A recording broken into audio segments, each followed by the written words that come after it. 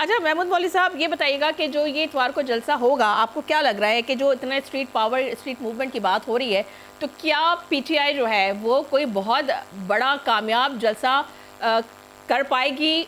आवाम निकलेंगी? क्योंकि बात ये है कि सर आवाम के पास तो कोई रोड मैप ही नहीं है।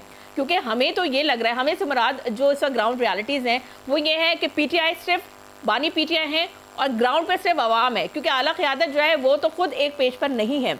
दूसरी जानब हम ये भी देखते हैं कि सलमान अकरम राजा जो लाहौर में भी जलसा हुआ और जो एहतजाज हुए, तो सर सलमान अकरम राजा का तो ये वतीरा रहा है, या इनकी जो टॉप लीडरशिप है, अगर मैं अमीन गंडापुर की बात करूँ, बुशा बीबी की बात करूँ, जब डी चौक पे भी हुआ तो सर क्या हुआ, आवाम तो इकट्ठा हुई, लेकिन ये फिर दोनों इनके जो लीडर्स थे वो वहाँ से चले गए। सलमान अकरम राजा का ये प्रैक्टिस रही है कि वो आते हैं गाड़ी में बैठ के और अपने मोबाइल से 1-2 मिनट की वीडियो बनाते हैं कि भाई जी ये रुकावटें खड़ी कर दी गई हैं और ये है वो है, और उसके बाद सर वो घर जाके बैठ जाते हैं। जो स्ट्रीट पे जो आवाम जो निकल के आई होती है बानी पीटीआई के लिए, सर वो उनको पुलिस के डंडे खाने के लिए छोड़ के चले जाते हैं।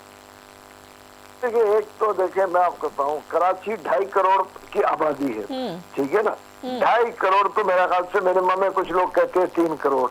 और अगर आप गवर्नमेंट की रिपोर्ट देख लें तो मेरे ख्याल से उससे भी 1 करोड़ 85 लाख, ठीक है ना। 1 करोड़ 85 लाख का, ठीक है ना, 1% बनता है 1,85,000, ठीक है ना। और उसका शॉर्टली कमेंट कर दीजिएगा काइंडली। तो मेरे हिसाब से देखें, अगर लोग आएंगे तो मगर बहुत ज्यादा नहीं होगा, एक नॉर्मल जलसा होगा और अल्लाह करे मतलब सर आदाद शुमार में अगर बताना चाहे तो फिगर बता दें, क्योंकि खबर में तो सर 8-10 हज़ार ही कर पाए थे। 5,000 आदमी से ज्यादा नहीं होंगे।